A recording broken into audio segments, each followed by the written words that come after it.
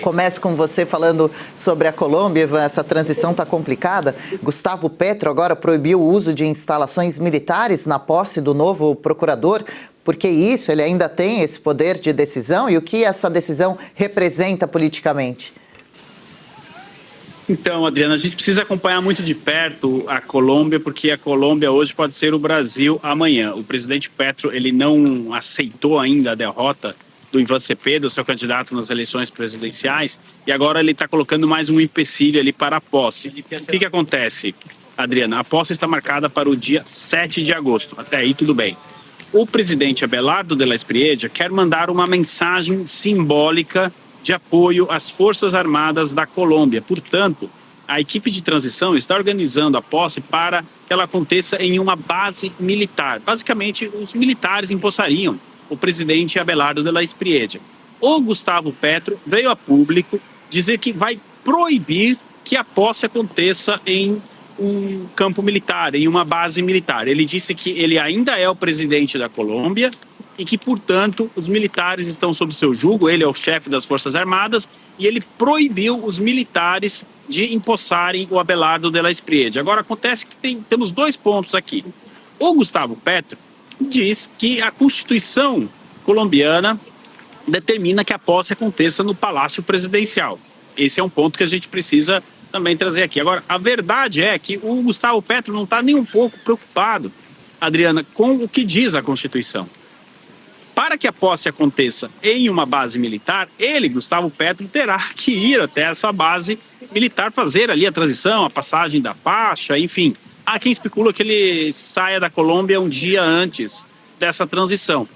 Vai que ele está com medo de estar lá na base militar e no momento, então, que de la Espriella seja empossado, ele seja preso. Ele tem o medo de ir preso, tanto que ele já pediu para o Abelardo de la Espriella assinar um compromisso de não deportá-lo para os Estados Unidos. Esse é o primeiro ponto.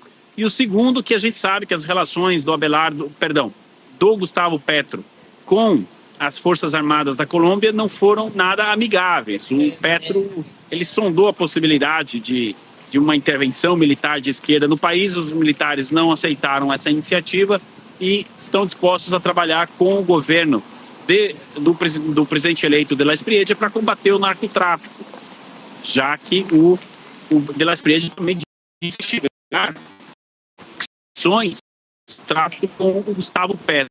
Então, é nesse imbróglio aí diplomático para tentar entender onde será a posse do novo presidente colombiano. E a gente precisa acompanhar, porque, como eu disse, a Colômbia hoje pode ser o Brasil amanhã, viu, Adriano? Ludi? Bem, Ivan, bom dia. Mais uma vez, um prazer recebê-lo aqui no Oeste com Elas. Ivan, eu vou mudar aqui de assunto rapidamente, falar do conflito no Oriente Médio. Os Estados Unidos fizeram uma nova ofensiva nesse domingo, né? Eu estava lendo aqui as matérias, parece que eles usaram pela primeira vez os drones marítimos, enfim, eles estão tentando diminuir a interferência do Irã lá no Estreito de Hormuz. E eu queria saber de você, a partir desse novo ataque, quais são as expectativas a partir de agora, né? Se existe um risco de uma escalada maior desse conflito, como que se espera que o Irã reaja a essa nova ofensiva dos Estados Unidos? Como que você está vendo a situação nesse momento? Bom dia, doutora Ludmila. Olha, o Irã já respondeu. Ele atacou algumas bases militares dos Estados Unidos no Oriente Médio sem sucesso. O ataque não atingiu seus alvos, né, seus objetivos, mas essa parece ser a resposta iraniana. Já os Estados Unidos atingiram, durante o final de semana, mais de 140 alvos militares do Irã. Inclusive, na madrugada agora, de domingo para segunda, a gente teve talvez aquele que foi o maior ataque desde a retomada aí da guerra, né?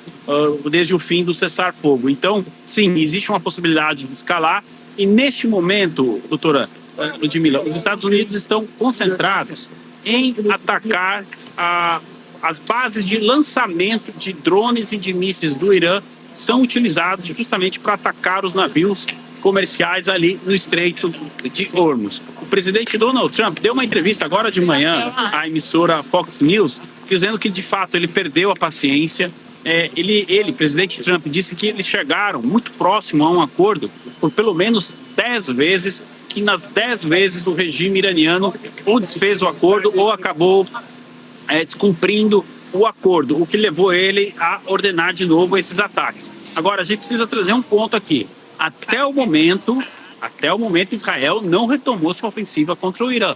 Pode ser uma estratégia, doutora Ludmila, já que nós temos Estados Unidos e Israel de um lado, pode ser que agora essa primeira onda de ataques seja realizada pelos Estados Unidos e depois a segunda onda pode ser realizada por Israel, como uma espécie de revezamento militar contra o Irã. E uma notícia de última hora que era muito esperada e finalmente aconteceu, uma breaking news aqui do Reino Unido, a coisa de uma hora atrás, o governo britânico finalmente, depois dos Estados Unidos e da União Europeia, reconheceu a Guarda Revolucionária Iraniana como uma organização terrorista. Eu conheço um grupo que está acampado há 1.200 dias na frente do parlamento britânico aqui, eles comemoraram muito, eu passei lá antes de vir aqui, porque finalmente eles conseguiram essa classificação da Guarda Revolucionária como organização terrorista. Então agora nós temos Estados Unidos, União Europeia e Reino Unido reconhecendo o Irã como uma organização terrorista. E o Brasil, será que um dia vai reconhecer?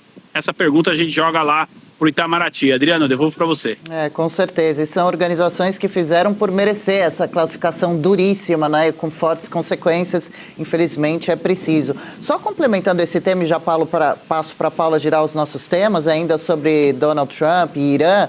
No fim da semana passada, você tinha dito para a gente que o Serviço de Inteligência de Israel avisou Donald Trump sobre um plano de matá-lo. E ele, então, teria bolado como uma espécie de um testamento, uma carta com orientações para os seus aliados, caso isso acontecesse? O que diz essa carta, Ivan? Basicamente, a ordem do presidente Trump nesta carta é para dizimar o Irã. O presidente Trump chegou a publicar nas redes sociais que 1.000 mísseis estariam apontados em direção ao Irã. Ele não disse quais mísseis, se teria uma ameaça nuclear no meio desses mísseis, mas nós já teríamos sim, então, um plano de contingência caso o presidente Trump seja eliminado pelo Irã, então, para aquilo que a gente diz no mundo da geopolítica, transformar o Irã em um verdadeiro estacionamento, ou seja, destruir o Irã todo. Obviamente que o presidente Trump sabe do risco que corre, não é? Esse relatório israelense foi extremamente detalhado e agora também eles estão reforçando a segurança no entorno do presidente Trump, na família. Isso já acontecia antes, né, através do serviço secreto, mas, infelizmente, essa ameaça é real, então o presidente Trump meio que mandou esse recado o Irã, olha, não tentem nada contra a minha pessoa porque pode sair muito caro para vocês. Então o presidente Trump deixou essa ordem já pronta para o Pentágono. Adriana. Pois é, Ivan, faz sentido, né? Estamos falando de um presidente que levou um tiro na orelha, né? Que teve ali diversas tentativas de eliminá-lo, mas agora realmente é uma ameaça real, né? De um grupo terrorista, de um país que realmente prega a destruição do Ocidente. Realmente é bem perigoso. Mas, Ivan, os Estados Unidos convidaram o Brasil para uma reunião sobre terrorismo e extrema esquerda. Eu acho que tem tudo a ver as duas coisas. Mas qual é o objetivo desse encontro e qual é o peso desse convite para o Brasil? Bom dia, Paula. Olha, o secretário Rubio, ele está tentando emular, digamos assim, implementar aquilo que vem dando certo no combate ao narcoterrorismo na América do Sul, mas a nível global, contra aquilo que foi definido pela Casa Branca como o crescimento, a retomada do terrorismo transnacional da extrema esquerda.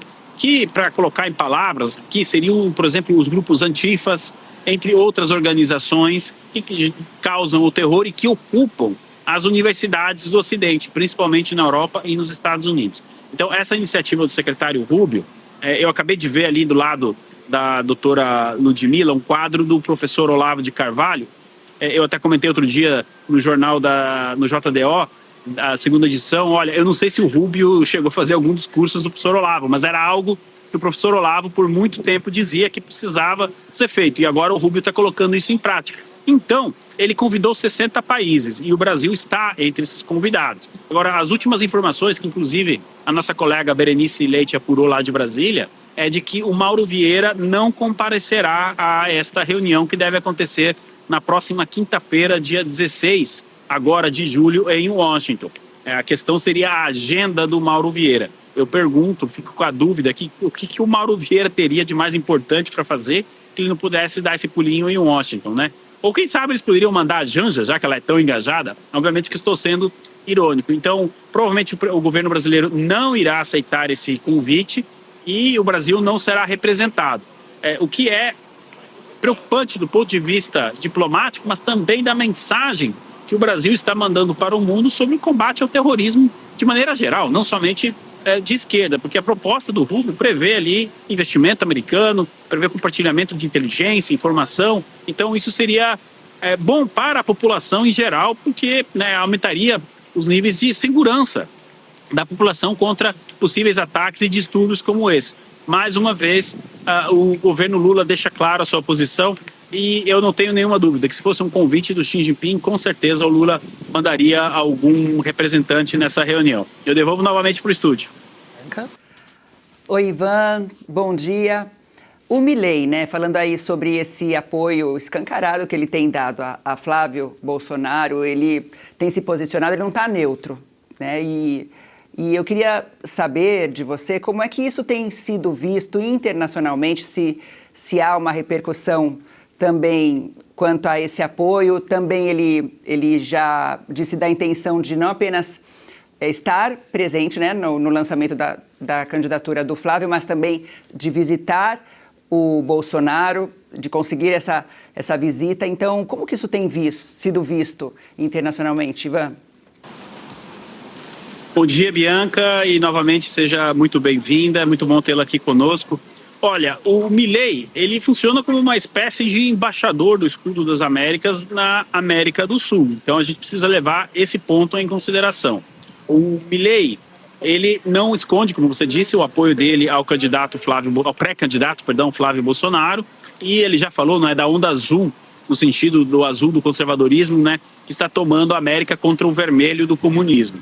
Então, esse é um apoio extremamente importante, que vai dialogar com uma ala da direita brasileira mais liberal na economia, digamos assim, que vê no Milei um exemplo a ser aplicado até mesmo no Brasil. Então, essa presença do Milei é extremamente importante e vai estimular outras forças políticas do Brasil também a dar esse apoio ao Flávio, uma vez que você tem o presidente da Argentina no evento. Será que tem que vir um argentino, para fazer aquilo que, de repente, outras forças políticas poderiam fazer? Então, essa é a primeira mensagem. Agora, Bianca, na minha opinião, a notícia aqui é a intenção do Javier Milei visitar o presidente Jair Bolsonaro, tá? Ele sempre demonstrou um grande respeito pelo presidente Bolsonaro.